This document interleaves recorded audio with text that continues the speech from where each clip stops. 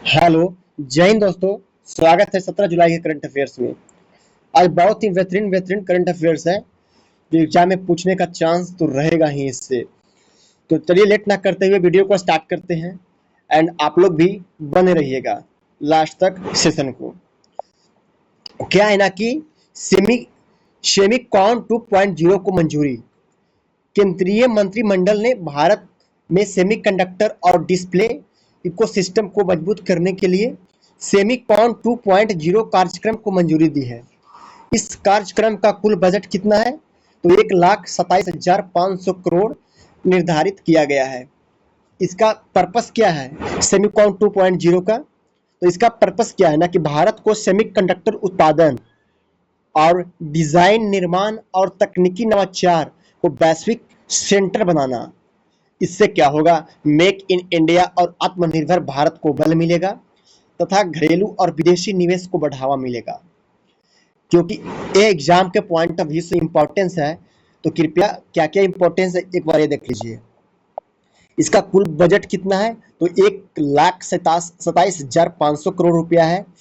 And इसका नाम क्या है? सेमीकॉन 2.0 को मंजूरी मिला है। ठीक है। इससे क्या होगा? तो भारत को सेमीकंडक्टर उत्पादन का वैश्विक केंद्र बनाना है। क्या? तो मेक इन इंडिया और आत्मनिर्भर भारत को ध्यान में रखते हुए। एंड नाउ देखते हैं क्या है नेक्स्ट।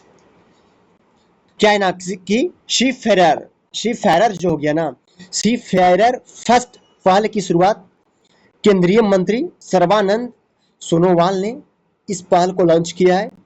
पर्पस क्या है कि फारस की खाड़ी, हार्मुज जल मध्य डमरू और ओमान की खाड़ी में भारतीय नाविकों को सुरक्षा सुनिश्चित करना। इसका नाम क्या है? सी फैरर। देखो क्या है, तो समुद्र से है तो सी फैरर फर्स्ट होगा। इसका शुरुआत कौन किया? तो केंद्रीय मंत्री सर्बानंद सोनोवाल ने। उद्देश्य क्या है? तो फारस की खाड़ी और हार्मुज जल डमरू और ओमान की खाड़ी में भारतीय नाविकों को सुरक्षा प्रदान करना। एंड इस पहल के तहत रियल टाइम मॉनिटरिंग, आपातकालीन सहायता, बीमा कवर और सहायता तंत्र को सशक्त बनाना है।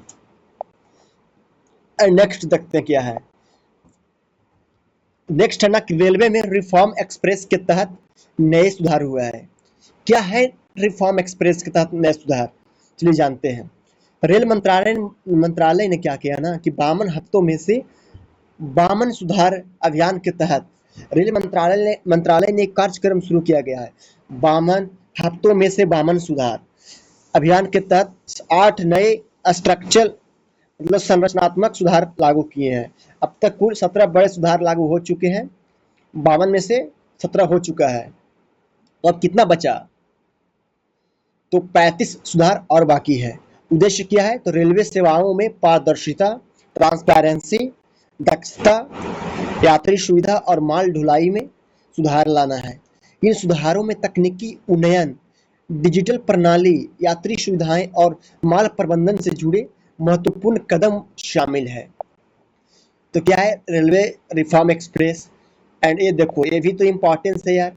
कौशल सेतु and Kaushal Sarathi portal launch किया है।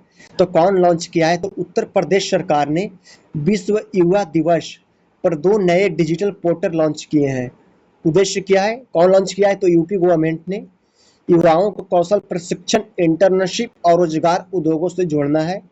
कौशल सेतु जो हो गया ना, युवाओं को प्रशिक्षण संस्थानों और कोर्स की जानकारी प्रदान करेगा। एंड कौशल सारथी है जो रोजगार के अवसरों और प्लेसमेंट सहायता से जोड़ेगा। ये देखो, कौशल सेतु क्या है? तो युवाओं को प्रशिक्षण संस्थानों और कोर्स के बारे में जानकारी देगा। और सारथी क्या है? तो रोजगार और अवसरों में प्लेसमेंट सहायता से जोड़ेगा। एंड ये देखो क्या है नेक्स्ट क्या है ना कि सुरक्षा के लिए निडर 2.0 लॉन्च किया गया है। भारत सरकार ने स्वदेशी ड्रोन तकनीकी और देश की सुरक्षा क्षमताओं को बढ़ाने के लिए national initiative for drone application and research NIDAR 2.0 mission launch किया है। उद्देश्य क्या है? तो ड्रोन टेक्नोलॉजी में आत्मनिर्भरता हासिल करना, सीमा सुरक्षा और निगरानी और आपदा प्रबंधन क्षमताओं को मजबूत करना। यह मिशन जो है ना स्टार्टअप, शोध संस्थाओं और रक्षा बलों के सहयोग से आगे बढ़ेगा। ठीक है।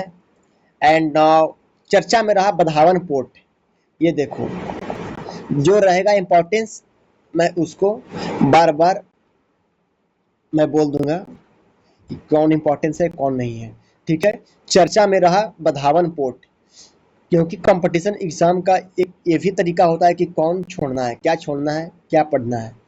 चर्चा में क्या रहा तो बधावन पोर्ट महाराष्ट्र के पालघर जिले में प्रस्तावित Vadhavan port all weather greenfield deep draft major port.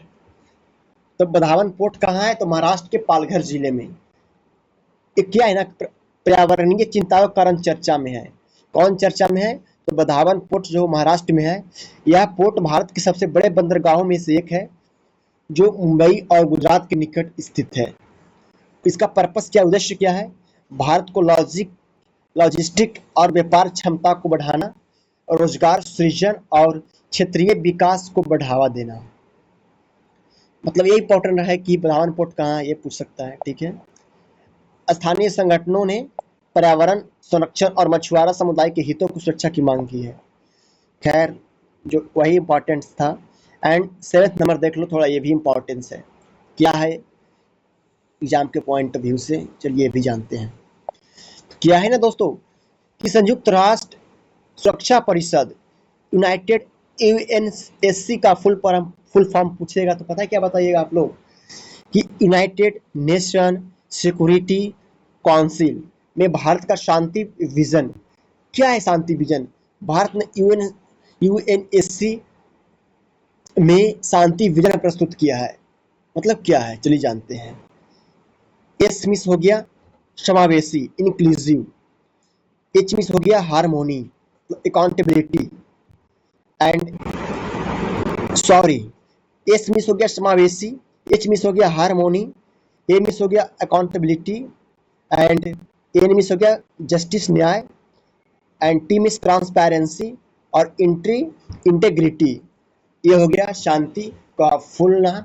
उद्देश्य क्या है तो यूएनएससी को अधिक लोकतांत्रिक, जवाबदेह, पारदर्शी और प्रभावी बनाना ताकि वैश्विक और शांति सुरक्षा को सशक्त किया जा सके।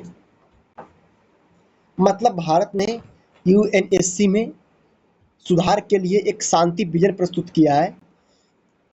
शांति का फुल फॉर्म होता है समावेशी, हार्मोनी, अकाउंटेबिलिटी एंड एन मिस हो गया न्याय, टी मिस ट्रांसपेरेंसी और आई मिस इंटेग्रिटी। इससे क्या है ना कि मतलब अधिक उत्तरदायित्व, यूएनएससी को अधिक उत्तरदायित्व बनाना, ट्रांसपेरेंसी बनाना एंड समावेशी मतलब सभी को लेकर चलना।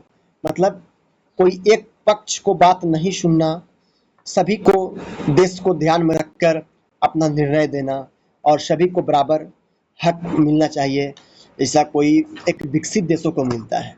तो ये सब है। एंड नाउ देखते हैं ना क्या है कि कांगो वर्षावन में बंदर की नई प्रजाति की खोज हुई।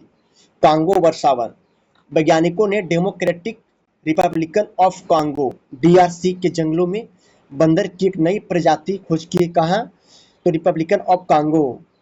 इस प्रजाति के स्थानीय रूप से लिकवेली कहा जाता है, लिकवेली स्थानीय रूप से कहते हैं और कांगो में खोजा गया है। इसकी खोज जैव विविधता संरक्षण के महत्व को भी रेखांकित करती है। तो ये पूछेगा कि लिकवेली जो स्थानीय नाम है क्या है बंदर का, जो कहाँ खोजा गया है, नई प्रजाति जो है वो Republican, democratic Republican of Congo, मतलब कांगो याद रखना। एंड नाउ देखते हैं क्या है ना कि असम में 24 मिलियन वर्ष पुराना केकड़ा जीवाश्म मिला है। क्या है ना मामला चलिए जानते हैं भाई कि शोधकर्ताओं ने असम को कोयला क्षेत्र से क्या है कि केवड़ा के पौधे को पत्तियां के जीवाश्म प्राप्त हुए हैं। एक पता है क्या है, केवड़ा जीवाश्म जो है ना, केवड़ा जीवाश्म के पौधे के पत्तियां का अवशेष मिला है। यह जीवाश्म लगभग 24 मिलियन वर्ष पुराना है। इसकी खोज दर्शाती है कि भारतीय उपमहाद्वीप में केवड़ा जैसी वनस्पति कम से कम तो 24 मिलियन वर्ष वर्ष पहले से भी मौजूद है। मतलब असम में 24 मिलियन वर्ष पुराना केवड़ा जीवाश्म मिला है। इससे पता चलता है कि 24 मिलियन वर्ष पहले भी यह जो है ना केवड़ा जैसी वनस्पतियां मौजूद थी। कहाँ? तो भारत में। एंड नाउ देखते हैं, ये देखो, अमेरिका में साइक्लोस्पोरा का प्रकोप बढ़ चुका है। क्या है साइक्लोस्पोरा? यूनाइटेड नेशन मतलब संयुक्त राज्य अमेरिका में साइक्लोस्पोरा परजीवी के कारण खाद्य जनित आंतों के संक्रमण के मामले में तेजी आई है। अगर पूछेगा कि साइक्लोस्पोरा क्या है, तो एक परजीवी है जो खाद्य जनित आंतों के संक्रमण के मामले में तेजी आई है। इसका लक्षण क्या है?